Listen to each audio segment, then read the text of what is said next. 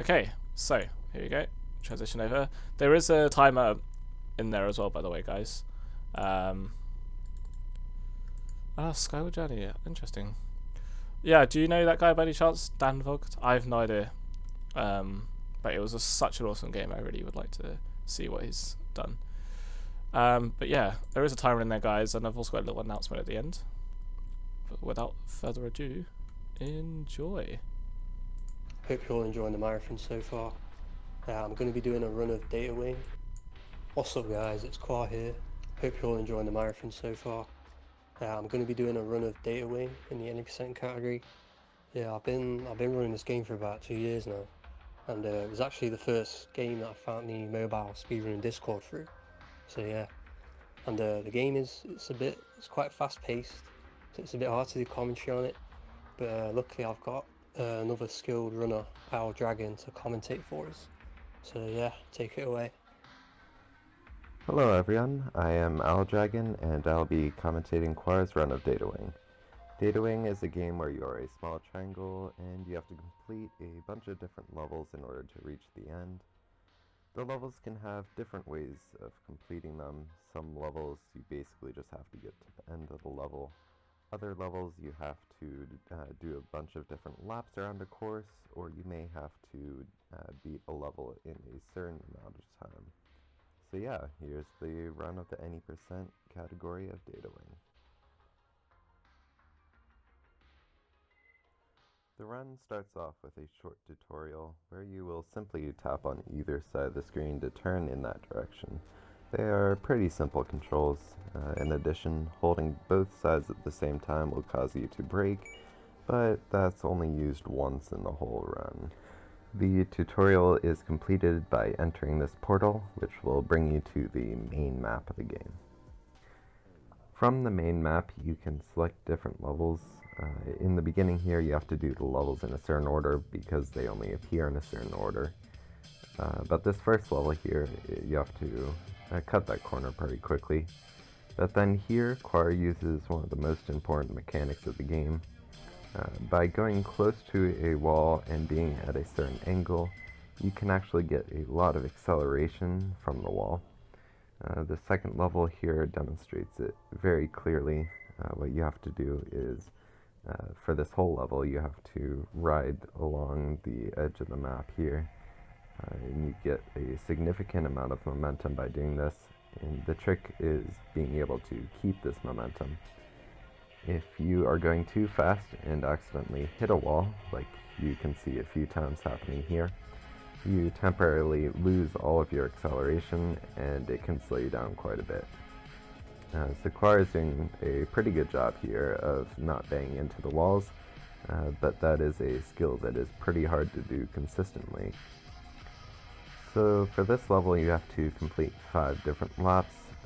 He's almost done with the 4th lap here, and just needs to complete one final lap before moving on to the next level. So this final lap is almost done, and as the level finishes, you will see a line that progresses as you finish each level. You are only able to play levels that are to the left of this line, and this line will progress different amounts based on the level.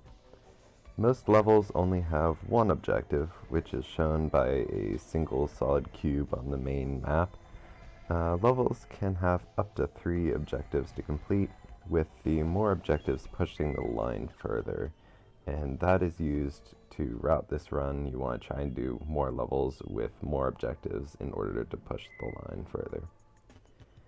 So this level introduces gravity, which is indicated in the bottom center of the screen. Gravity does exactly what you think it would do, and because you are being pushed down, it is important to use the walls in order to move upwards quickly.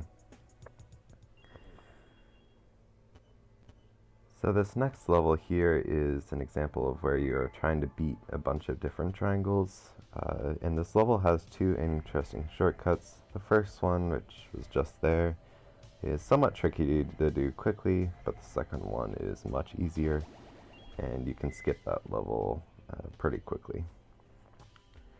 So now there is quite a bit of dialogue. In order to skip this dialogue, you can tap the screen. Previously, Quar was doing this with just his thumbs on his phone, but after a discovery that tapping with 4 fingers is much quicker, he was able to save around 20 seconds from the world record. You can just see that he accidentally flipped his phone while doing this. This is because he sets it down on the table, and every once in a while that will accidentally flip his phone. So here's where we start to get into different routing paths. We just skipped a level down near the bottom, Tiny Universe. It's the first level that we skip. We only need to have a certain number of points to advance the line to the end, so we can skip certain levels. Tiny Universe is a longer level that only awards 1 point, so of course we skip it. This level has 2 objectives, which are both time objectives, and to complete them, and advance the line twice as much as normal, you have to complete the level in under 14 seconds. So after this level finishes, you can see that the line will advance twice as far as normal, which will open up more levels than if we only completed one of the objectives. The optimal route in this game is to complete every objective on the first try, but that doesn't always happen. There are a few levels later on that are much harder to do all 3 objectives or all 2 objectives on the first try. There is one exception to this rule. There's one level that we'll actually complete twice, getting one objective the first time and then both objectives the second time. I'll explain that later when it happens. But this line is key to finding a good route, because you want to try and complete as few levels as possible to advance the line to key places. There are 3 places where this line becomes locked, which means that it will not move forward until a certain level is beaten. I will point this out as well. These next few levels are pretty simple, mostly just going around collecting keys to unlock doors, or just simply getting to the end. This next level is a bit hard in the beginning, because, as you will see, you have to go around this corner, and then you have to try and avoid 2 little bumps in the track, which, if you hit one of those, it will slow you down significantly. So this level, you have to try and beat all of the other triangles, but Quar is really far ahead of all of them, and is very simple. This next level is one that we always joke about being the hardest level in the game, because it is actually probably the easiest. You simply just go around in a circle. This next level, Security Nexus, is the first time that the line locks. So the routing is done so that you get just the right amount of points to reach this level. If you were to get any additional points, they would not advance this line further, and completing those extra points would just be a waste of time. So this level is an example of a level that is more of a level for following the plot line than as an actual challenge to the casual player. There is no time limit or other limit to complete this level, and there's quite a lot of dialogue in the middle of the level, which is kind of annoying in the speedrun, but the dialogue when you're playing through it casually is pretty cool to see. So this last section is basically just waiting for a portal to appear so that you can end the level. You want to try and be on top of or as close to the portal as it appears, which is pretty tricky, although it does spawn in the same spot every time, so getting there takes practice, but it can be done. And that level is complete.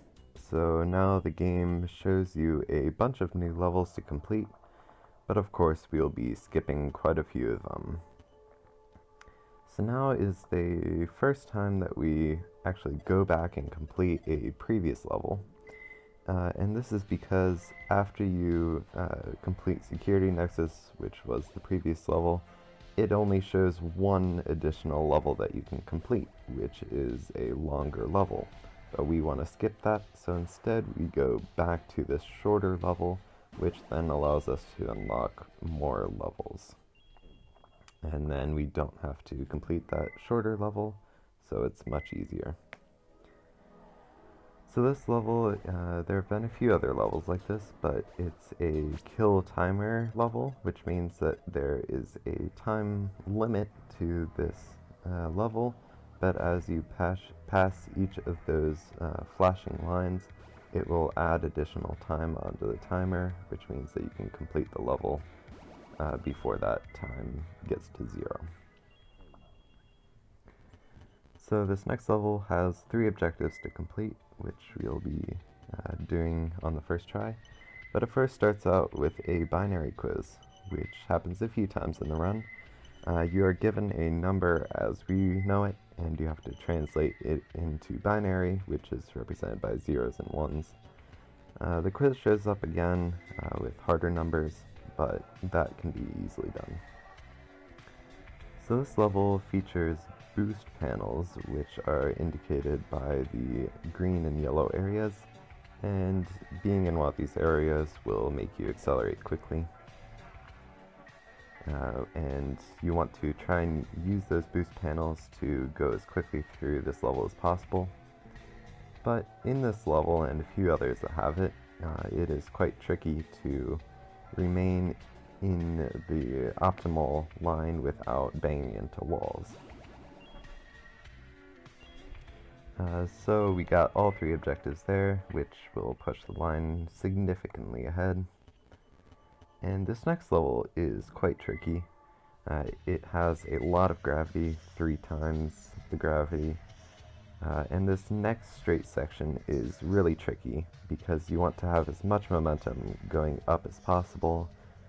Quar makes it look easy, but if you don't have a lot of momentum going into that section, you have to take a lot of time trying to climb up each of those like ladder sort of things.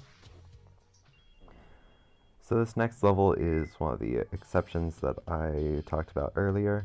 This is the level that we'll be doing twice. So this first time we want to only get the first objective, which means we have to be slower than getting the second objective, but we have to be fast enough to get the first objective. So we have to be, for this level, in between 5.2 and 6 seconds. We only get 1 point here because this next level is another level where the line will actually lock. So if we were to get both objectives there, then it would still only be at that point because we have to go through this level before the line will move forward and we can do further levels. Then completing only one objective will allow us to go back to that level later and get an easy objective to advance the line further, whereas if we got both of them there, that would not be able to happen.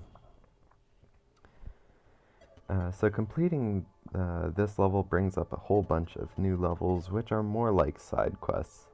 In general, these levels are much longer than the normal levels, and some of them require a kind of binary quiz in order to even enter the level.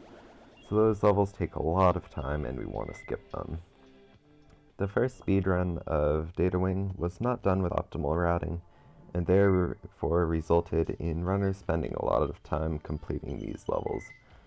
Quar actually came up with a route that would allow him to skip all of these levels, saving a significant amount of time over the world record at that time. So there, he completed the final binary quiz, and is followed by a short level, which Quar actually missed getting all 3 objectives on the first try by a very small amount, but by completing the level again, it allowed him to easily get the 3rd objective without losing too much time. So this is the first of 2 extremely difficult levels in my opinion, because they both have difficult time requirements to complete all of the objectives. If you do not make it the first time, you have to restart the level, which you had to do there a few times. In general, the third objective is more for players who are going through the level, like going through and doing multiple laps of the level, which means that you would have a significant amount of momentum going into the level. But by doing it on the first try or restarting, you don't have a lot of momentum going into that lap in order to complete it quickly. So migration here is an interesting level, because in this level the walls do not provide you with extra acceleration, which is indicated by the dashed lines instead of a solid line. So this level is trying to cut the corners as tight as possible in order to go quickly throughout that level. So here Quar goes back and does another level that we had skipped previously in order to reach a further level without having to do one of the longer side quests. This level, because it's near the beginning, is fairly simple, just going around a few curves, and is easily done with both of the objectives. Now he skips forward ahead to go the level that he previously was not able to do. So this level introduces dead zones, which are indicated by the black and red particle-filled spaces. And when you're in these zones, you do not have any acceleration, you cannot turn, and if you stay in one of the zones long enough, you get destroyed and you have to restart the level. So you have to make sure that when you enter one of these zones, you have enough momentum that will carry you through them. So Ghost here is the second level that's really difficult. Quar here does a 360 in the beginning of some of them. This gives you a higher velocity when you pass the start line, which is when the timer starts. So if you have more momentum when you pass that line, it will be slightly easier to complete the level. And from here on out, the routing is pretty simple. You just have to complete the rest of the main levels with only having to go back to one more previous level before finishing the final 3 levels. So this level is kind of difficult. With the boost panels, you have to try and keep all of your momentum without banging into any walls, which is extremely difficult. Quar is doing a very good job with that, but normally that would be an extremely difficult thing to do. So now you just have to complete this last lap of the level, and then it goes into a pretty interesting level. This level is, there is a slightly different strategy when doing this level as an individual level speedrun. The any percent or 100% runs will do a slightly slower, but a lot more consistent way of completing the level. And now we will move on to the final level in the main track before the final 3 levels. The final 3 levels are slightly different. They are definitely more for the plot line, but they have some cool aspects about them.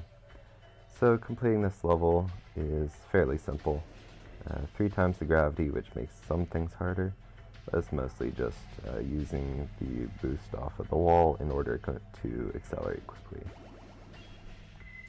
And after this level, Quar goes back to the level that we had only completed one objective to, in order to pick up the second objective, which will move the line further and will unlock the final 3 levels.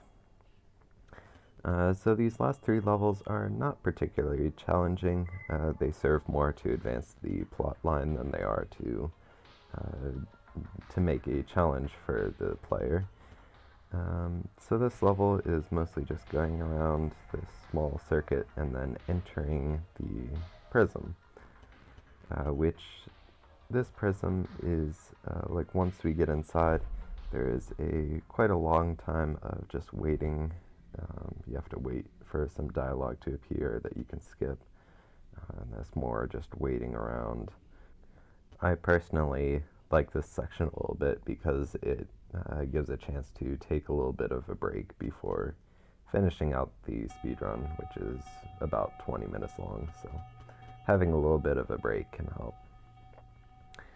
And then we have to skip past a little bit more dialogue before starting this next level, this level is really cool in my opinion. The level layout starts off the same as one of the first levels, which is pretty interesting. I like that it throws back to one of the first levels. And then you have to kind of like break the binary quiz, which is cool. You basically input 0 in for everything. It's supposed to happen. But then the level goes out kind of into the middle of nowhere, and then this is the first and last place in the speedrun that you use the break. It's used so that you have to wait a little bit before that door is opened. So by breaking and then going forward, you are able to go through that door pretty quickly. And then in a minute, we'll be getting into the maze here, which is quite tricky to navigate around. And if you're trying to keep all of your momentum, is pretty challenging. Quar does a pretty good job in the maze here, only banging a little bit at the end there. And then after skipping a little bit more dialogue, it will take you into the final level, which is very easy. We'll see here in a second. Basically, all you have to do for this level is go in a straight line. There are a few obstacles that you have to avoid, but they are pretty much in the same place all the time, and avoiding them is pretty simple. Here, you have to bang into a wall, which when I first played the game, it was kind of hard to know what to do, but after banging into that wall, it opens it up, and it is pretty simple. Then you just move forward and wait for the screen to go completely white, which is when the speedrun ends. So thank you all for watching the speedrun of Data Wing, and thank you Quar for doing the run, and I hope you enjoy the rest of the event. Also,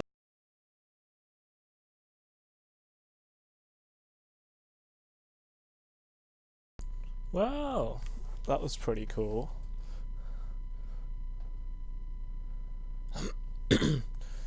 Yeah, honestly, Data Wing, one of my favourite games. Absolutely awesome game. And I would recommend everyone to play it, but